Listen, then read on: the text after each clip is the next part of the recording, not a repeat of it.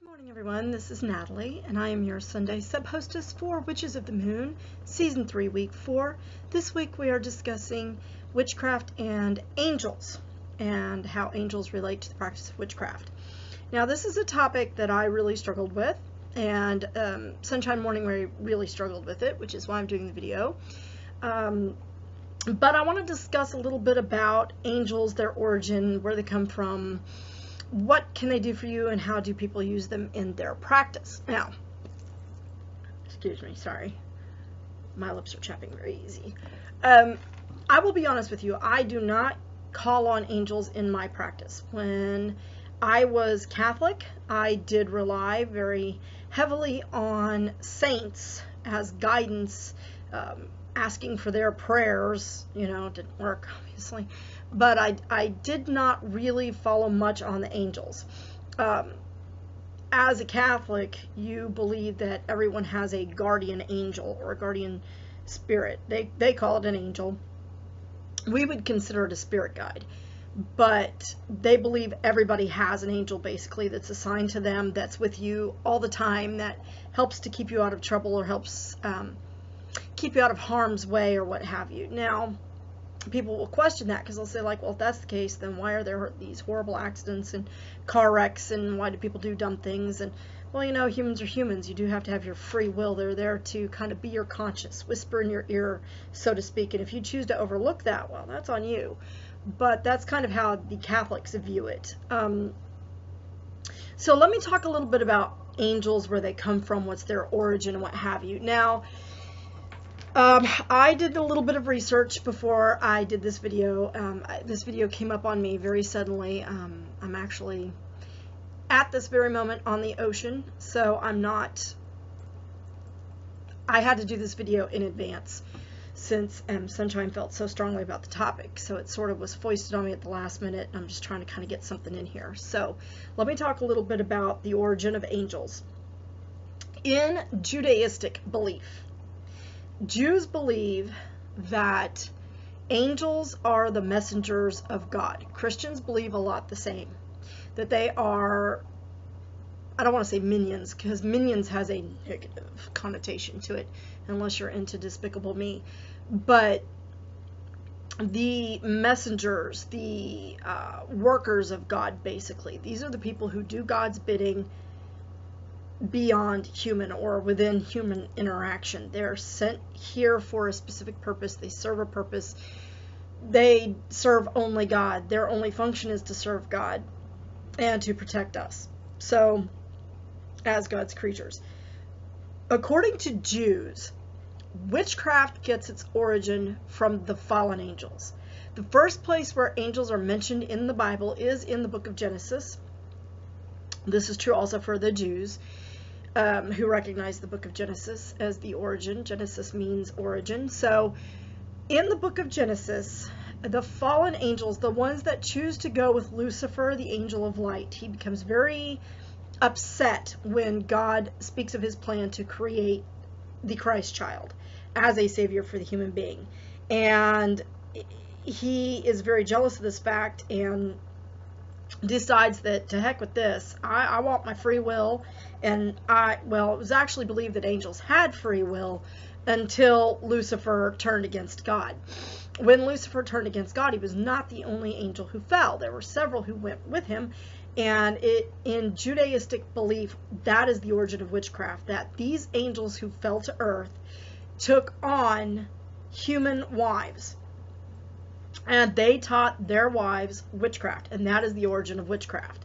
So it's a bad thing from the get-go as far as the Jews are concerned, which is why there's so much in Leviticus and Exodus and Judges and so forth about punishment for those who practice witchcraft or soothsaying or communing with spirits, any practice that we currently do in the craft. So going from there, there are, to my recollection, 4 major archangels. Now, there are several angels and several demons that are mentioned in the Bible. And some of those demons go prior to Judaistic belief. So it is my theory that these demons were incorporated into Jewish culture and Jewish religious culture based on other people that they were integrating with, that they were interacting with, that they were captive to, such as Azrael and Asmodeus and all of those good things. If you're into ceremonial magic, you'll know exactly who I'm talking about. But there are 4 major archangels that I recall: Uriel, Raphael, Michael, and Gabriel. Particularly 3 that you hear often, and that's Michael, Gabriel, and Raphael. Now, I want to talk a little bit where in the Bible are angels mentioned. Angels are mentioned in both the Old Testament and the New Testament. They are seen in the book of Genesis, the book of Judges, the book of Psalms, Deuteronomy, Tobit, if you're Jewish, and Job. They are also mentioned in the New Testament in Matthew, Luke, Mark, John, Corinthians, Hebrews, Deuteronomy, Acts, and of course the book of the Apocalypse, or for you Protestants, the book of the Revelation. So they are mentioned a lot throughout the Bible. They are important to the Judeo-Christian belief system. Muslims also believe in angels, but they have a different take. Their relationship to God is very different than it is in a Judeo-Christian pantheon, and it's very or belief system, and it's a totally different understanding of God. They try to make it sound like it's one and the same, but it's really not. You want to know more on that? I suggest you hie yourself down to your local used bookstore. Half price books is my choice, and grab a copy of the Quran and read it. That's what I did. All right, so what are these creatures? What do they mean? What are their names? I'm going to talk about the 4 major archangels, and I pulled this information from a few different sources, and I'm sorry I didn't jot them all down. The archangel Gabriel, his name means God is my strength. So Gabriel is the one who, he's basically known as the wrath of God. If you see Gabriel, you're in some deep shit. He is also the one who helped Mary to conceive, or appeared to Mary. He's the messenger of God. He appears to Mary. Or was that Michael? I guess it was Michael. Getting a little mixed up on that. Sorry. One of them means, one of them is the messenger of God, one's the wrath of God, and one is the curer, meaning he's sent to clear out any bad stuff. And I do believe Raphael is the curer. So again, if you see him, you're in big trouble too. Gabriel, not so much. Raphael, you're really in trouble. Michael is the one who always comes with the sword. So a lot of people call on him for protection. And I think a lot of witches use him for protection as well.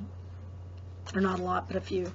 This person says Gabriel's name means God is my strength. Gabriel is the angel of child conception, or the process of adopting a child. Archangel also helps anyone whose life purpose involves art or communication. He's the defender of the element of water and of the West.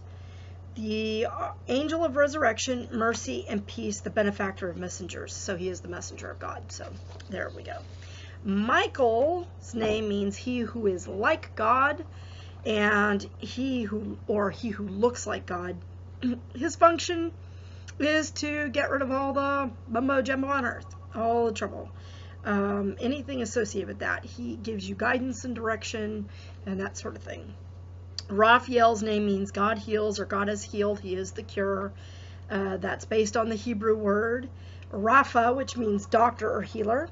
Raphael is a powerful healer of physical bodies, and he is the defender of the element of air and of the east. He's also the angel of love, joy, and laughter, custodian of the tree of life, and healing powers. So I am taking it that this person whom I'm getting this information from, she is an artist who paints angelic pictures.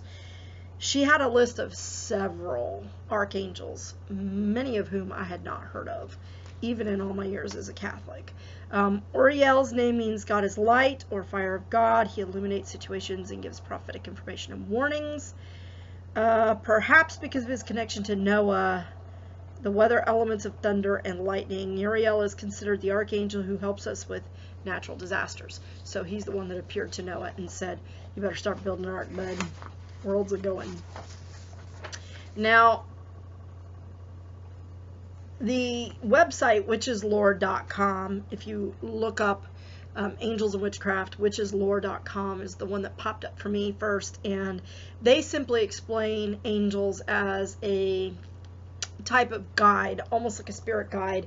They think that everybody has a guardian angel, and they give you a little meditation on how to meet your guardian angel if you wish to. I personally don't believe in angels per se. I believe that there are spirits who guide us, but to me, angels are a Judaic-Christian belief. And I know that there are a lot of people who light candles in the name of angels, a lot of Catholics that light candles in the name of angels, a lot of people that call on angels to help them in certain works, and I think hoodoo may be one of those practices where they may call on that, maybe not. Don't know much about hoodoo yet and root work, but it's something I'm trying to learn more about. I do know that people like Helen Demetru believes in angel and does a lot of angel work, but I consider her more of a spiritualist than I do a witch. And I think that's where we need to draw a strong distinction. I think that a lot of people consider themselves witches that are really spiritualists.